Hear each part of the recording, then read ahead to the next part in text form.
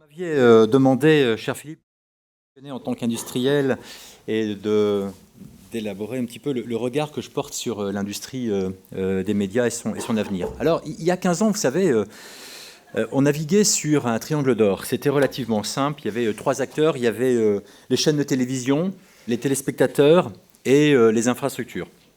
Le gouvernail, il était clairement du côté des chaînes, les chaînes analogiques. Il y en avait 6. Et elles imposaient leurs programmes, leurs horaires, le tout saupoudré de quelques abonnements aux câbles et aux satellites. Et les téléspectateurs, eh bien, précisément, ils étaient spectateurs. Ils n'avaient pas vraiment leur mot à dire. Ils n'étaient qu'un chiffre dans une part d'audience. Et si un téléspectateur souhaitait vraiment s'adresser aux chaînes, eh bien, il lui restait toujours le courrier des lecteurs de Télé 7 jours. Et dans ce triangle d'or, l'infrastructure était le parent pauvre. L'infrastructure, c'était l'intendance. Et comme le disait Napoléon, l'intendance suivra. Et l'intendance suivait, sans profondément, d'ailleurs, se transformer. Pendant des décennies, la diffusion télévisuelle, elle s'est faite sur plus de 3500 pylônes. Et avec ces 3500 sites, le téléspectateur bénéficiait de toute l'offre de télévision disponible. Je le rappelle, 6 chaînes analogiques. L'hertzien, un peu de câble, un peu de satellite. Le cocktail ne variait guère. Bref, les infras, on ne s'en préoccupait pas beaucoup. Depuis, les choses ont bien changé. 15 ans plus tard, le triangle s'est mué en diamant. Il y a toujours 3 acteurs, mais chaque sommet a dorénavant plusieurs facettes. Les téléspectateurs jonglent avec une multitude de terminaux. Les programmes vidéo sont fournis par des chaînes, mais aussi par d'autres types d'éditeurs. Et puis les réseaux, les infrastructures, eux, se sont multipliés. Et, changement important, le pouvoir a changé de main. C'est le téléspectateur qui a pris le manche. Aujourd'hui, il est devenu programmateur en chef, disposant de multiples terminaux pour dessiner une consommation sur mesure. On a basculé dans le mode de la TAWAD, Anytime, Anywhere, Any Device.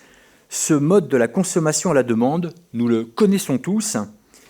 Les chiffres actuels, d'ailleurs, révèlent l'ampleur du choc. Jamais nous n'avons ingurgité autant de contenu.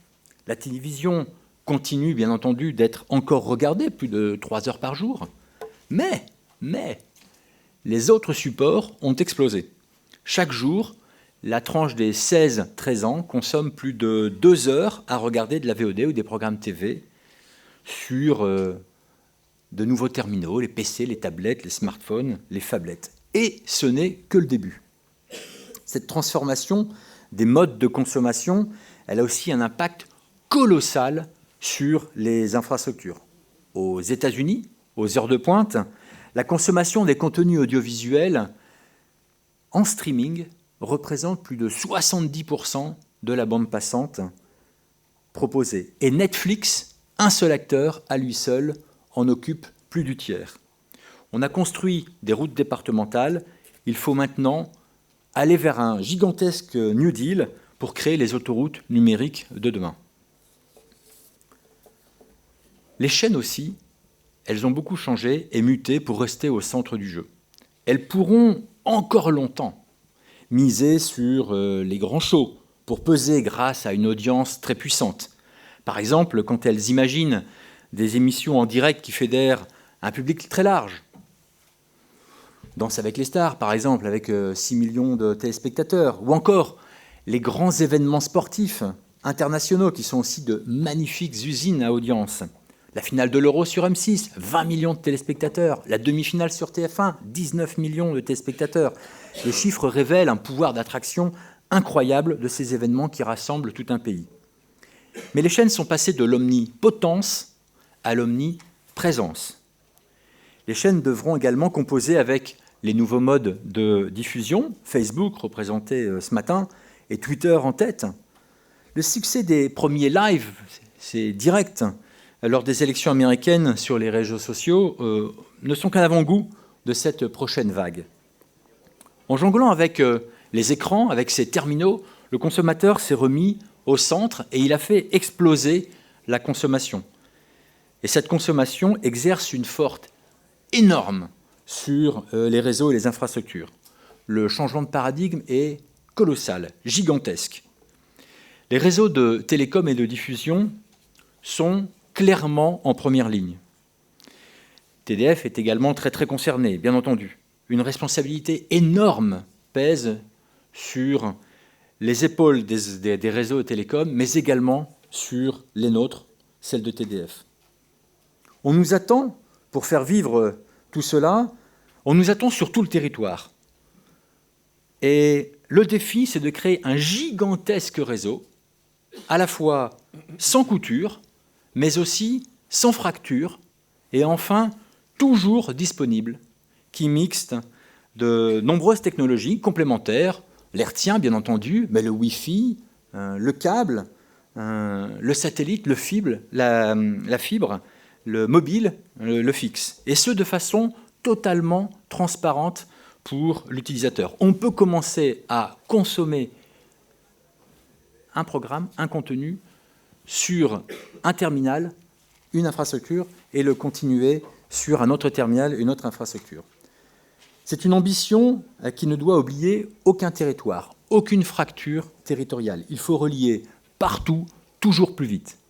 Et relier partout plus vite, c'est d'ailleurs devenu notre nouvelle signature pour montrer que nous en sommes convaincus et quel est notre ADN. Et c'est un défi qui dépasse bien entendu largement le cadre des seuls médias. Voitures autonomes, objets connectés, sécurité des données, l'objectif final vers lequel nous convergeons est celui d'une connexion absolue, permanente, instantanée. On va s'arrêter juste un instant sur l'exemple des voitures autonomes. Son avènement nécessitera une transformation complète des infrastructures routières. Demain, les panneaux d'information, d'indication sur les bords des routes et toutes les autres voitures vont contribuer à renseigner le système de navigation embarqué sur les véhicules. Mais plus que ça, ils vont contribuer à faire prendre des décisions par l'automobiliste. Il va falloir gérer un immense univers numérique qui communiquera des informations avec l'extérieur en temps réel et sans jamais faillir. On parle de plusieurs centaines de milliards d'objets connectés qui devraient voir le jour et 3 milliards de véhicules connectés qui devraient voir le jour.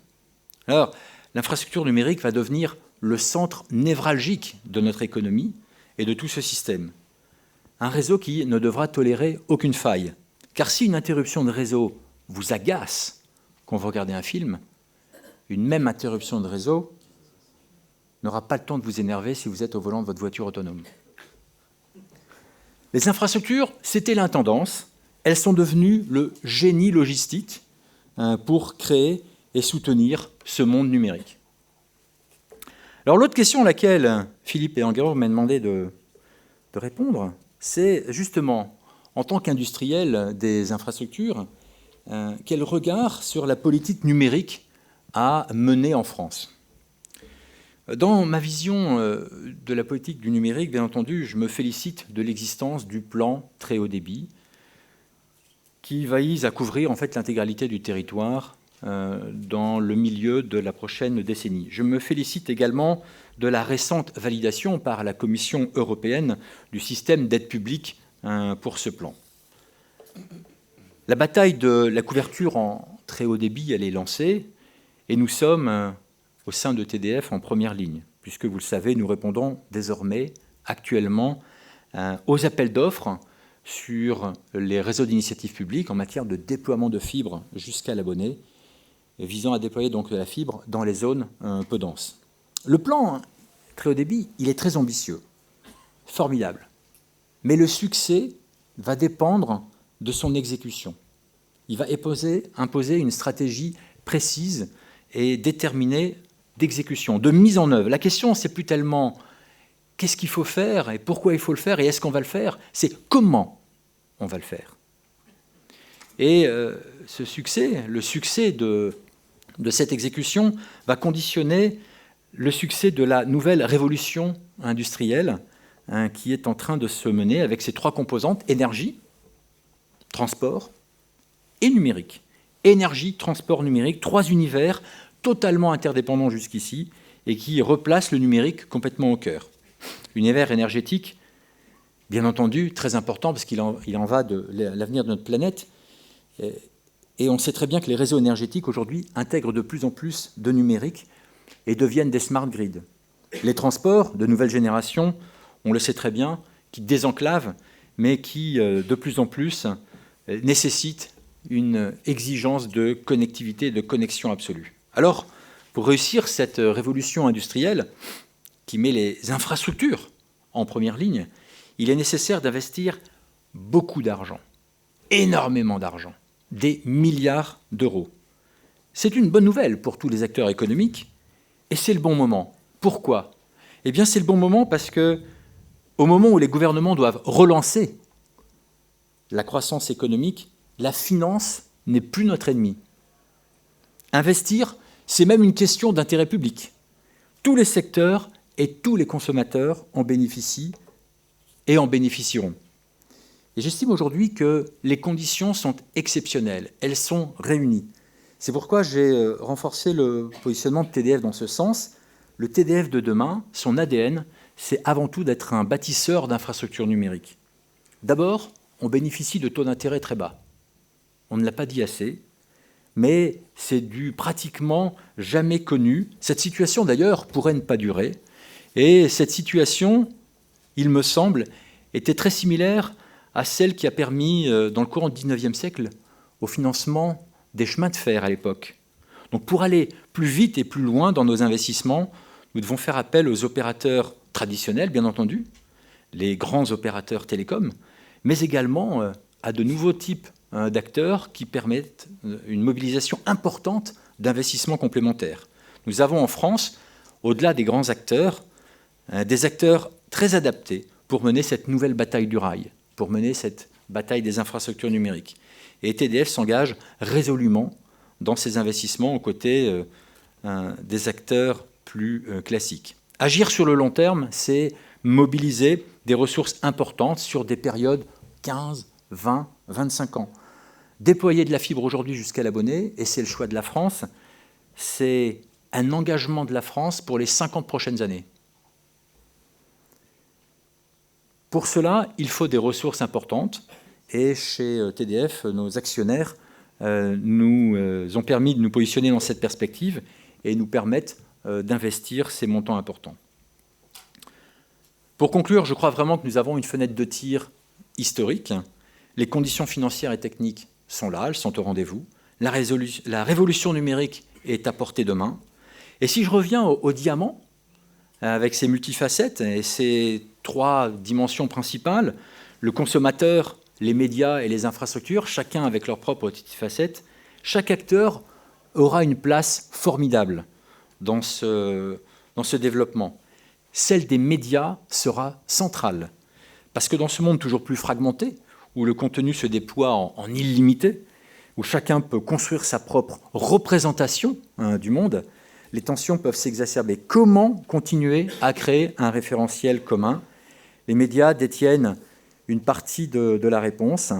Donner du sens, hiérarchiser, gérer des émotions, des références partagées, tel est précisément leur ADN. S'ils continuent à jouer ce rôle, ce trait d'union entre les différents acteurs, alors je ne doute absolument pas de l'avenir des médias. Le diamant médiatique continuera de briller, c'est sûr, dans les 15 prochaines années.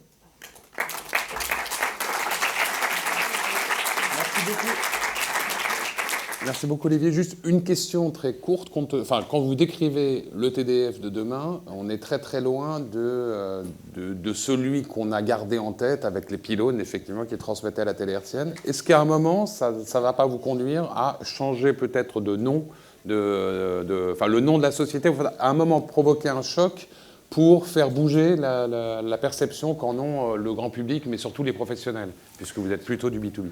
TDF a fêté ses 40 ans l'année dernière et effectivement a commencé ses activités autour de la diffusion hertzienne terrestre.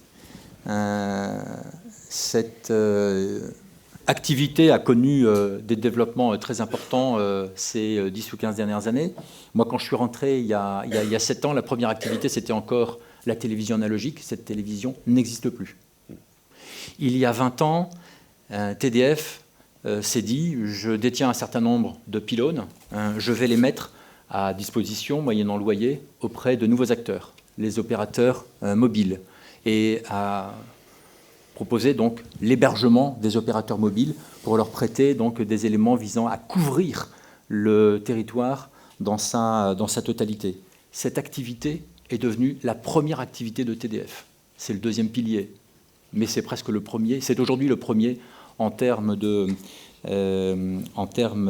chiffre d'affaires. Là, nous construisons un troisième pilier, qui est le déploiement de la fibre.